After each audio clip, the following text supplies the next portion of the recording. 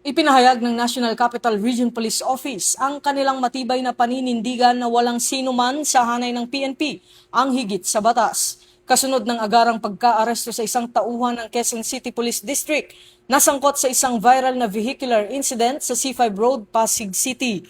Ang naarestong personnel ay isang police staff sergeant ng District Mobile Force Battalion ng QCPD at kasalukuyang nasa kustudiya at sumasailalim sa kaukulang investigasyong kriminal at administratibo.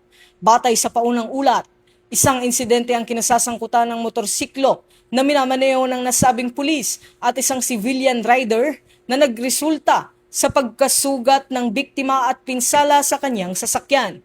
Agad umanong umalis sa lugar ang pulis matapos ang insidente. Kaagad namang nagsagawa ng follow-up operation ng QCPD na nagresulta sa mabilis na pagkakaaresto sa naturang personnel.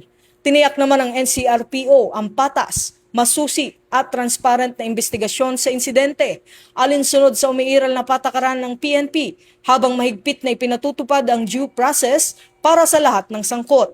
Binigyang diin din ng NCRPO na nananatili ang kanilang prinsipyo na ang uniforme ay simbolo ng serbisyo at pananagutan at sino mang lalabag sa batas ay mananagot anuman ang katungkulan.